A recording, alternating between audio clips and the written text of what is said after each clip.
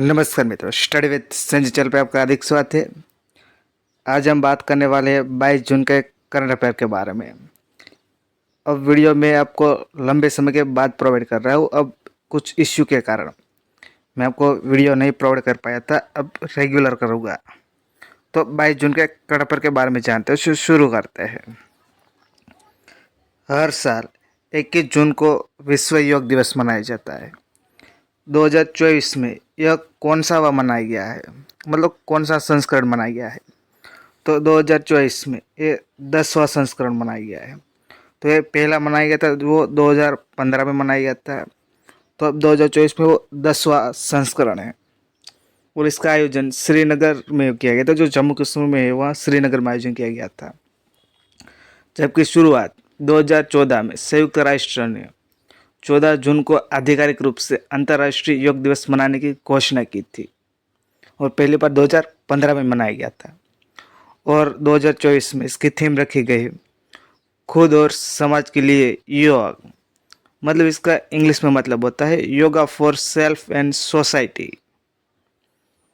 तो अब नेक्स्ट देखते हैं। और आप इसकी पीडीएफ लेना चाहते हो तो टेलीग्राम आईडी पे आप जुड़ सकते हो। हाल ही में ओडिशा विधानसभा के अध्यक्ष के रूप में किसने पदभार संभाला है? तो हाल ही में ओडिशा विधानसभा का इलेक्शन हुआ है।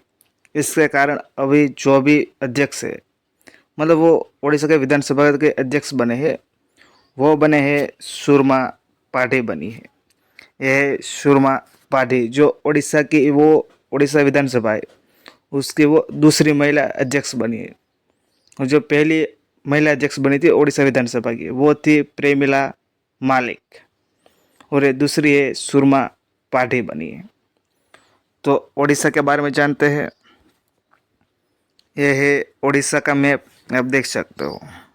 इसको छत्तीसगढ़, झारखंड, वेस्ट बंगाल और आंध्र प्रदेश, और आपको ये बताना है क्या तेलंगाना स्टेट की सरहद उड़ीसा को टच कर रही है या नहीं कर रही, इसके बारे में आप कमेंट बॉक्स में बताना। तो उड़ीसा की कैपिटल है, मतलब राजधानी भुवनेश्वर है। मुख्यमंत्री मोहन चरण मांझी है। उप मुख्यमंत्री केवी सिंहदेव प्रभाती परिडा है। वहाँ के गवर्नर है रघुवर दास है। विधानसभा की सीट है 147 है। और वहाँ राष्ट्रीय पार्क है, मतलब national park, Simlipal national park, Bhitarkanika national park. और वहाँ वन्यजीव अभ्यारण्य है टिकरपाड़ा, चिल्का, सुनावेड़ा, ये वन्यजीव अभ्यारण्य है। तो अब आगे देखते हैं। निम्न में से किस नदी पर विश्व का सबसे ऊंचे रेलवे आर्च पुल बना है? तो हाल ही में जो विश्व का सबसे ऊंचे रेलवे ब्रिज है वहाँ ट्रेन का ट्रायल किया गया है, इसके कारण चर्चा में है। तो ये बनाया गया है चिनाब नदी।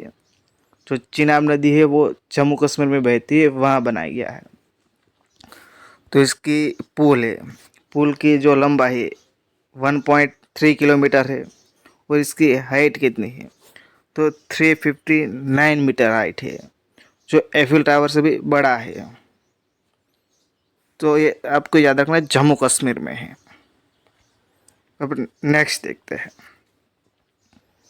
हाल ही में शेख हसीना 2 दिवसीय भारतीय दौरे पर है। वह किस देश के पीएम है, मतलब किस देश के प्राइम मिनिस्टर हैं? तो वो है बांग्लादेश। तो इसका आंसर बनेगा सी। तो हाल ही में शेख हसीना है वो 2 दिवसीय भारतीय दौरे पर है और वो हाल ही में जो द्विपक्षीय वार्तालाप होगा जो दिल्ली में होगा, जो प्राइम मिनिस्टर नरेंद्र मोदी के साथ होगा शेख हसीना का, तो ये होने वाला है। तो बांग्लादेश का प्राइम मिनिस्टर है, तो बांग्लादेश के बारे में जानते हैं। ये मैंने गलत लिख दिया, राजधानी इसकी ढाका होगा। तो इसकी कैपिटल वो ढाका है। करेंसी टका। प्रधानमंत्री वो शेख हसीना है। राष्ट्रपति मोहम्मद शहाबुद्दीन है। और हमारे इंडिया के साथ इसकी सरहद है वो 4096 किलोमीटर है। तो इसकी सरहद वो किस किस राज्य के साथ टच कर रही है? तो वो राज्य है मिजोरम, त्रिपुरा, असम, मेघालय, पश्चिम बंगाल, ये राज्य के साथ बांग्लादेश की सरहद टच कर रही है।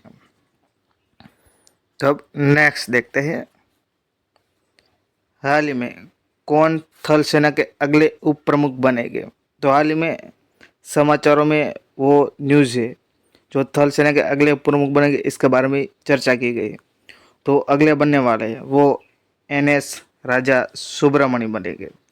जो उपेंद्र त्रिवेदी थे, जो थल सेना के उप प्रमुख थे, वो अब प्रमुख बन गए। मतलब थल सेना के जो चीफ ऑफ स्टाफ होते वो बन गए उपेंद्र त्रिवेदी।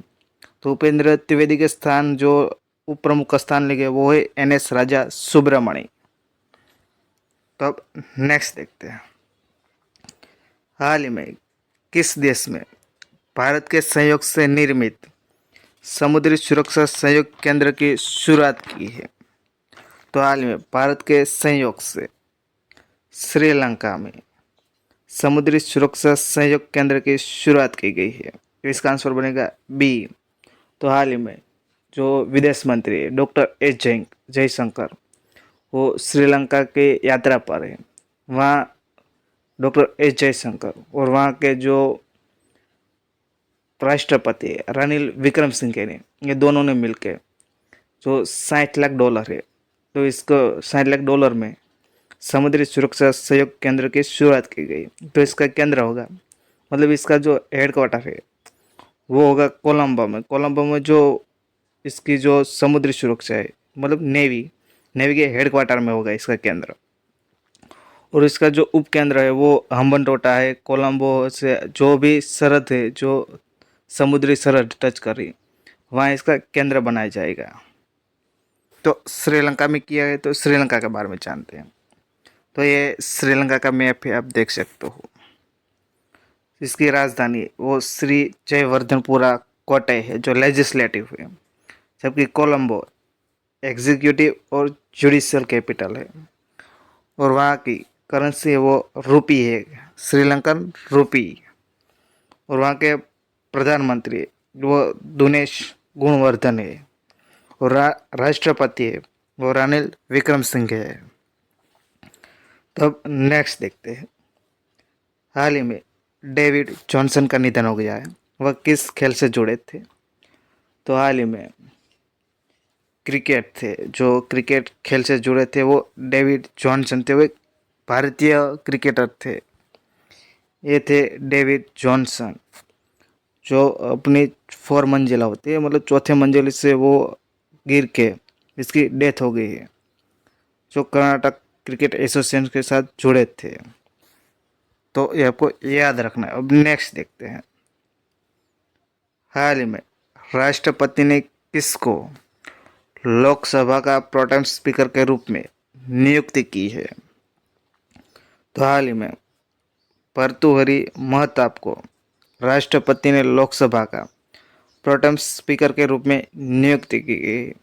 तो ये आपको लिए इम्पोर्टेंट बन जाता है, क्योंकि प्रोटेम स्पीकर की नियुक्ति किसके द्वारा किया जाता है। तो वो बनता है राष्ट्रपति के द्वारा, राष्ट्रपति द्वारा किया जाता है। और इसका संविधान में कहीं भी इसका उल्लेख नहीं देखने को मिलता है। ये भी आपको याद रखना है। ये प्रोटेम स्पीकर होता है जब भी ये जो भी सांसद बनते हैं, जो भी लोकसभा में बनेंगे, उसको सभी शपथ दिलाने का काम करेंगे। बाद में जो लोकसभा का स्पीकर होगा, जो परमानेंट बनने वाला, जो 5 साल के लिए, उसका इलेक्शन करेंगे। तो ये है आंसर इसका सी। अब नेक्स्ट देखते हैं, हाल ही में किस राज्य में वास्तविक समय वायु गुणवत्ता निगरानी प्रणाली स्थापित की है। तो हाल ही में त्रिपुरा में real time air quality system स्थापित किया गया है। जो भी एयर क्वालिटी, जो कि पोल्यूशन बढ़ता है, पोल्यूशन में कोई भी जो कण हो वो इसके बारे में बताता है।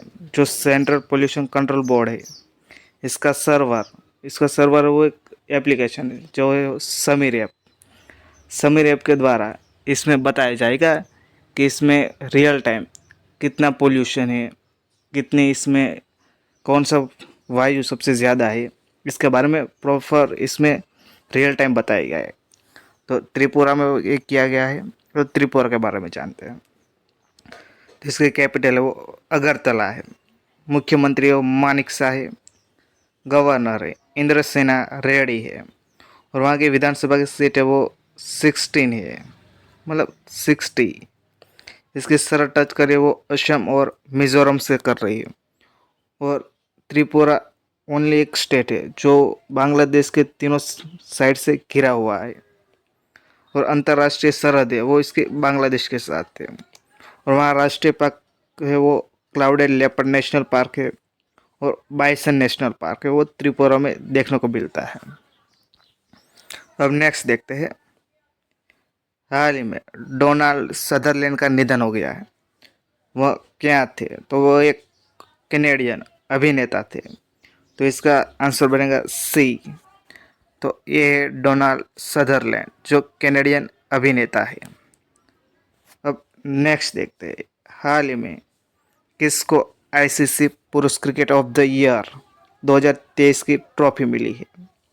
तो वो मिली है पैट कमिंस जो ऑस्ट्रेलियाई क्रिकेटर है। इसको आईसीसी पुरुष क्रिकेटर ऑफ द ईयर 2023 की ट्रॉफी मिली है। और इस ट्रॉफी को हम कहते हैं सर गारफील्ड सोबर्स ट्रॉफी।